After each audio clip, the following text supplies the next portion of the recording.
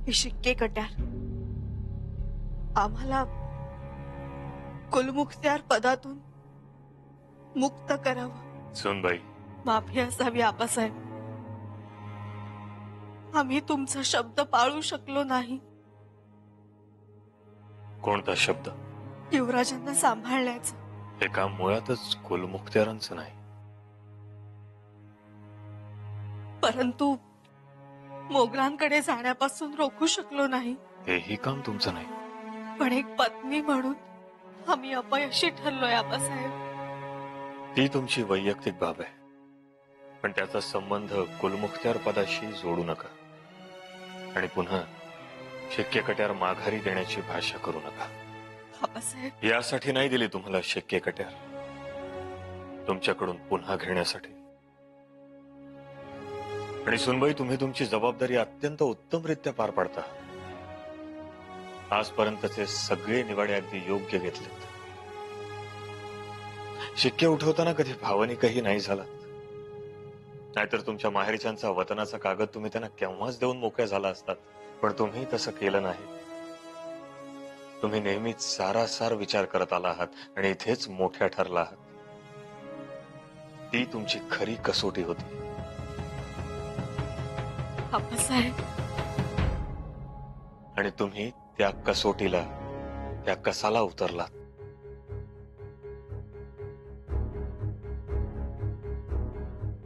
आता राहता राहिला प्रश्न शंभूराजांच्या जाण्याचा। त्यासाठी तुम्ही अपिरवाद स्वतःला लावून घेऊ नका। पण युवराज तर गेले। हो, गेले, पण गेले तसे ते येतीलही। तुम्ही भांबावून जाऊ नका, गडबडून जाऊ नका। आणि अगदीच कधी तसं झालं तर इथून खाली पाचाडची समाधी आहे, तिथल्या मातीच्या ढिगाऱ्याखाली आजही चैतन्याचा ठेवा बाळसा धरू नये। आऊसाहेबांच्या समाधीचं दर्शन घेतल्यावर नक्कीच तुम्हाला नवी उमेद मिळेल। आबासाहेब, काय झालं असेल, कसं झालं असेल याचं नीट अवलोकन करा। नक्की परिस्थिती समजून घेण्याचा प्रयत्न करा। लोक तुम्हाला भांबावत राहतात, लोक तुम्हाला घाबरवत राहतात आणि म्हणून तुमची सतसत विवेक बुद्धी नष्ट होते। सुनबाई, एक गोष्ट नेहमी लक्षात ठेवा, आपल्या माणसावर संपूर्ण विश्वास ठेवा आणि मग काय तो निर्णय घ्या। आबासाहेब, चूक झाली आमची। शंभूराजे दिलेरखानाकडे गेले। सुनबाई, तुम्हाला काय वाटतं, ते खरंच इतके अविचारी आहेत? ते आमच्यावर नाराज झाले असतील, आपल्या ह्या स्वराज्यावर नाराज झाले असतील? नाही, ते असं करण्यामागेही त्यांचा काहीतरी हेतू असेल, काहीतरी विचार असेल। आबासाहेब, त्यांचा एकच हेतू असणार। कोणता? उत्तर दिग्विजय।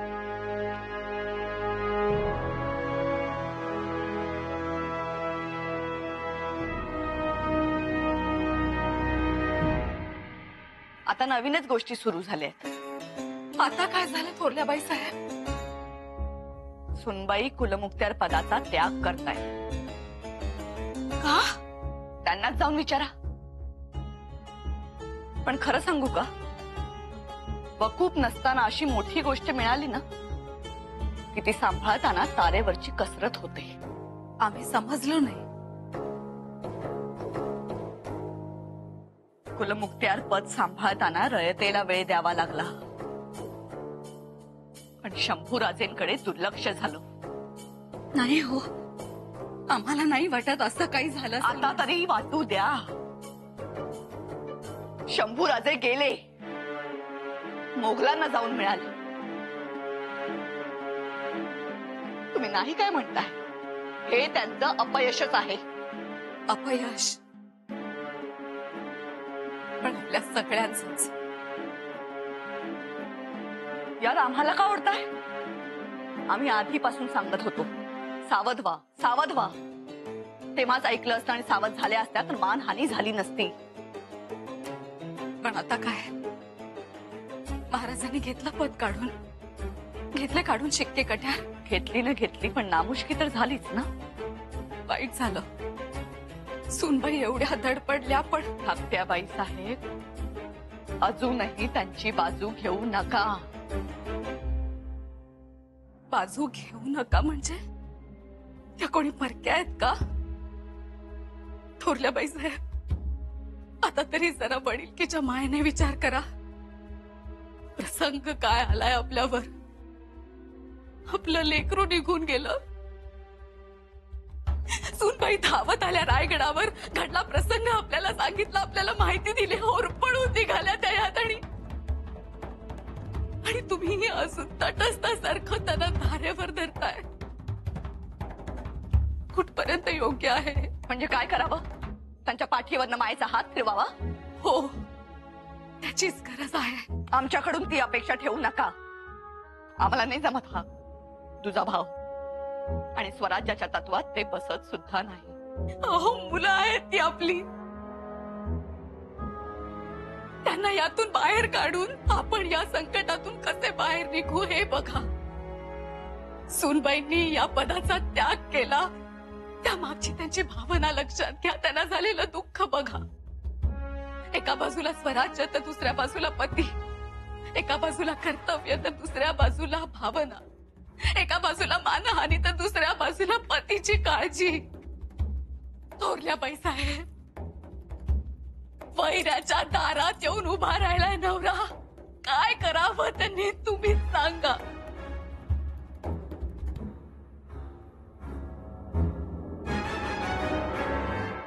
शंभूराजे, शंभूराजे, तुमच्या मनातला उत्तर दिग्विजयाचा नकाशा आमच्या समोर आहे. आणि हे ध्येय गाठण्यासाठी तुम्ही मात्र त्या मोगलांच्या छावणीत. तुमचा हेतू आमच्या समोर आहे. आपल्या स्वराज्याच्या विस्ताराचा विचार आमच्या समोर आहे. आणि तुम्ही शंभूराजे, तुम्ही आम्हाला हे सगळं सांगायला हवं होतं, आमच्याशी बोलायला हवं होतं. पण तुम्ही निघून गेलात. लेकरा, हे असलं कसलं धाडस रे. तुम्ही केवळ भावनेच्या भरात निघून गेलात, आणि तेही एकटेच. एका माणसाचं सैन्य आहे ते.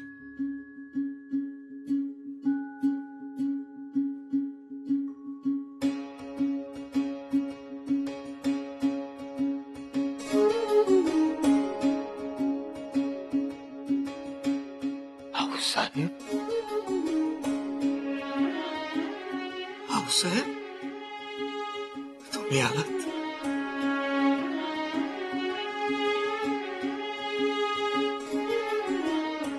शिवबा,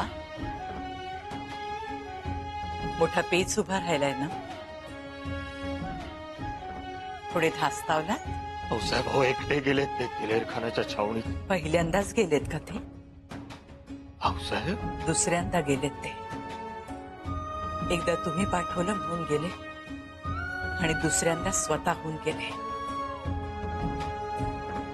तेव्हाही एकटेच होते, आणि आताही. पण असं वैऱ्याच्या गोटात जाणं बरं का? एकट्या माणसाचं सैन्य म्हणजे शंभूराजे, असं आपणच त्यांच्यावरती बिंबवलंय. आपणच त्यांना शिकवलंय. एकट्या माणसाचं सैन्य म्हणून आपण त्यांना दिलेरखानाच्या छावणीत पाठवलं.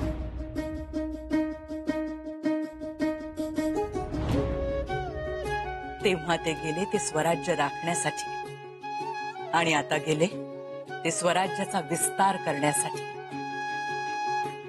काय चुकलं त्यांचं?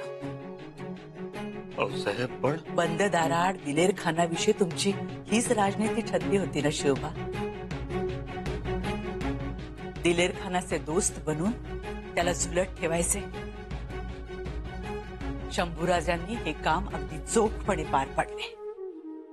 त्यांच्यावर आरोप झाले, पण त्यांनी कुठेही त्याची वाच्यता होऊ दिली नाही. स्वराज्याशी ते किती एकनिष्ठ आहेत हे तुम्हीच बघा शिवबा. आम्हाला हे सगळं मान्य आहे आऊसाहेब, पण तरीही आता त्यांनी जे केलं. काय केलं त्यांनी? ते तसेच करणार आहेत. तसेच आहेत ते. ज्वालामुखी सारखे भुई फाडून जमिनीच्या बाहेर येणारे, पिसाळलेल्या हत्तीचा गंडस्थळ फोडून त्यातून मोती बाहेर काढणार आहे. सिंहाच्या जबड्यात हात घालून दात मोजणार आहेत ते. हे तुम्हाला ठाऊक नाही शिवबा? तुमची नव्हती विजापूरमध्ये घुसमट झाली? त्या आजाण वयात मावळ पठारावर आलात, वडिलांचे बोट सोडलेत आणि स्वतःचे बोट कापून शिवपिंडावर रक्ताची धार धरली. तेच रक्त आहे शंभूराजांमध्ये शिवबा. ते गेले पण स्वराज्याच्या विस्तारासाठी. पण आऊसाहेब, लोक त्याला बंड समजतील. आम्ही नाही समजत. आणि काय माहित, तुमची ही खेळी असू शकते. तुमचं राजकारण काही नवीन नाही. जेव्हा सगळे कारभारी शंभूराजे नाराज आहेत असं म्हणतायत, त्याच वेळी तुम्ही त्यांना छुप्याने पत्र लिहित राहिला. शंभूराजे नाराज आहेत अशी आवई उठवाल आणि उत्तर मुलूक जिंकल्यानंतर तुम्हीच त्यांना गळ्याशी धराल, पोटाशी धराल. तुम्ही काय राजकारण कराल काही सांगता येत नाही शोभा. आम्हाला काळजी वाटते हो आता. मग आम्ही कसे केले असेल शिवबा? तुम्ही अफजल खानाच्या भेटीला गेलात, काळजी. पन्हाळा गडावर अडकला, काळजी. शाहिस्ते खानाच्या फौजेत शिरलात, काळजी. बादशहाला भेटायला गेलात, काळजी. सुरतेला गेलात, काळजी. आमच्यासाठी सदैव काळजीचा घोडा, काळजीचा मेणा आणि महार. तुम्ही जे केलं तेच ते करताय. ते मुघलांच्या छावणीत असतील, पण त्यांच्या निष्ठा तुमच्या पायाशी अभंग आहे. ते मुघलात उठतील बसतील, पण येताना शहजादाला घेऊन येतील. तुम्ही जे राजकारण केलं तेच राजकारण तेही करताय. बघा बघा, तुमच्या समोर त्यांच्या उत्तर दिग्विजयाचा नकाशा आहे. शहजादाला घेऊन येण्याची आखणी केली आहे त्यांनी. बघा, सगळं ठरलेलं आहे. तेव्हा तुम्ही न कचरता आता त्यांच्यावरती विश्वास ठेवा. आमचा विश्वास आहे आणि आम्हाला त्यांचा बहुत अभिमान आहे. आमचा लेख दक्षिण दिग्विजय करून येतो, स्वराज्याची द्वाही फिरवतो आणि आमचा नातू उत्तर दिशेला नजरेत भरून घेतो, महत्वाकांक्षेचे फुतकार सोडतो. हे सगळं पटतंय आम्हाला. पण तरीही आऊसाहेब, आम्हाला असं वाटतंय शंभूराजांची दिलेर खानाकडे जाण्याची वेळ मात्र चुकली. पण तुमच्या हातून तर ती वेळ गेली नाही ना? शंभूराजे चिडून रुसून रागवून निघून गेलेत असं हे तेच वाटू नये. नाही वाटणार तसं. रयतेवरती पण शहाणपणाचा संस्कार झाला. तिलाही खरं खोटं कळतं. अफवांच्या सुस्कारावर जगणारी रयत नाही हे लक्षात ठेवा. सगळं मान्य आहे आऊसाहेब, पण आता त्यांची आणि आमची लवकरात लवकर भेट व्हावी इतकंच. शिवबा, तुम्ही छत्रपती आहात. शक्ती तुमच्या हातात आहे, पुत्र तुमच्या आज्ञेत आहे. सगळं मनासारखं होईल.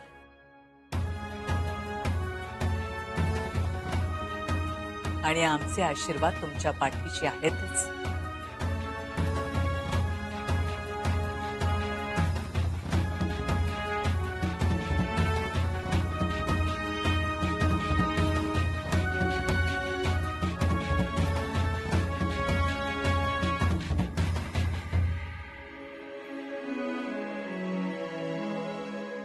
दादासाहेब,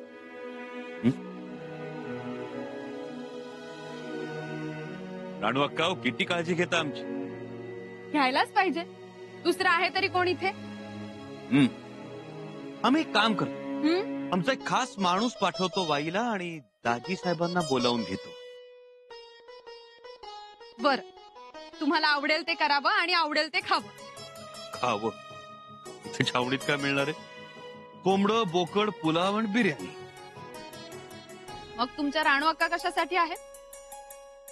आम्ही कालच आमचे विश्वासू माणसं शेतमळ्यात पाठवली होती.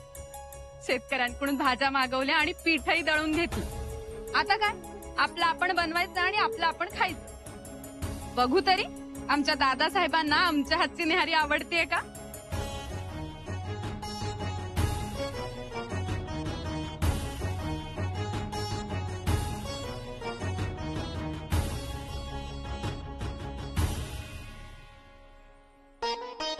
हा, झकास जमलाय बे. आता आम्ही जाधव सरदारांना बोलवून घेतोच. जरूर, तेही राहतील आपल्या बरोबर. झालीच तर मदतच होईल.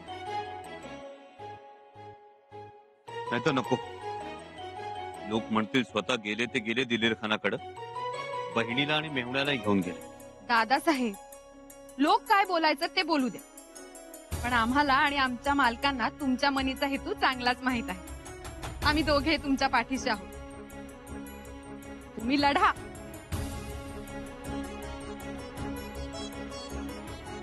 अक्कासाहेब, आम्ही दिलेर खानाकडे शहा आलमचा विषय काढलाय. चांगलं केलं. आता तुमच्या मनीचा हेतू कसा पूर्ण होईल ते बघा. आमचा गनिमी कावा सुरू झालाय. मुल्ला, ये कौन सी चाल चली है आपने? हमें तो कोई चाल ही नजर नहीं आती. हुजूर, दिमाग हम भी रखते हैं, लेकिन आपको हमारी कदर नहीं, क्या करें? नहीं, ऐसी कोई बात नहीं है मुल्ला अहमद, लेकिन ये चाल चलकर आपने हमें कश्मकश में डाल दिया.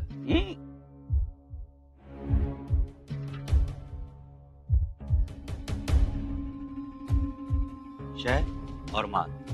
सुभान अल्लाह, सुभान अल्लाह युवराज, क्या चाल चली आपने? आपने तो हमें चारों खाने चित कर दिया. वाह, सुभान अल्लाह, माशाअल्लाह, क्या चाल चली है शंभू राजे आपने. आपने तो राजा को ही मात दे दी. खान साहेब, आम्ही मात देण्यासाठी नाही, दोस्ती करण्यासाठी आलो आहोत. यकीन मानी. यकीन है, हमें आप पर पूरा यकीन है युवराज. मग शहजाद्याची केव्हा भेट करावून देता? ये तो बड़ी नाइंसाफी है युवराज. मतलब इंतजार हम करें और आप शहजादे के लिए बेचैन. 2 साल तक आपकी राह में आंखें बिछाकर हम बैठे रहे और आपकी आंखों में शहजादे, आपकी दोस्ती के लिए हम बेचैन और आप शहजादे के लिए बेसब्र. युवराज, आपकी खातिर तवाज़ो में हमसे कोई कमी रह गई क्या? नाही खान साहेब, तसं नाही. लवकर भेट करून द्या एवढंच आमचं म्हणणं आहे. करवाएंगे इंशाअल्लाह युवराज. आपकी मुलाकात हम बहुत जल्दी कराएंगे. ठीक आहे, एतबार आहे तुमच्यावर. येतो.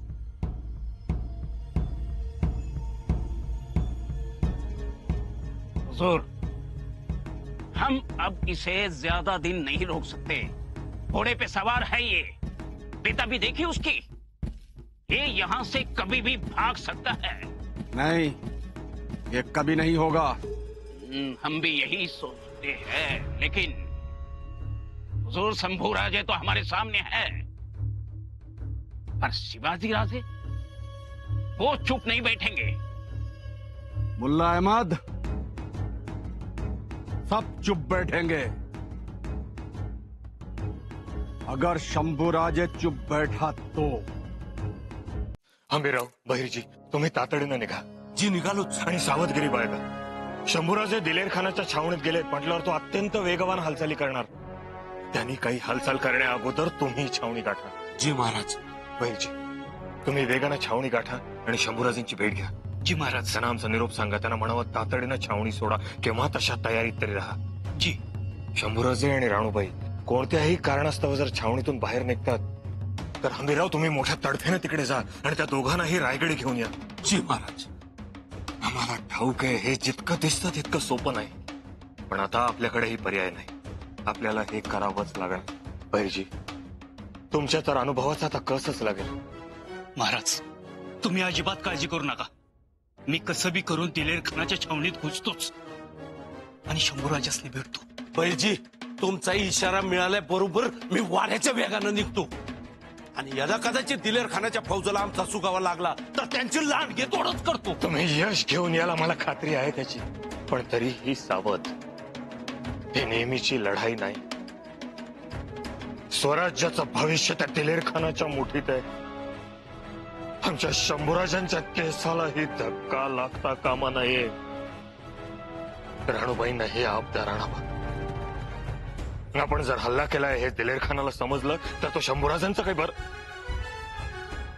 वाईट करू शकेल नाही. नाही, सावधाच. आई भवानी तुम्हाला उदंड यश देऊ. जगदंब.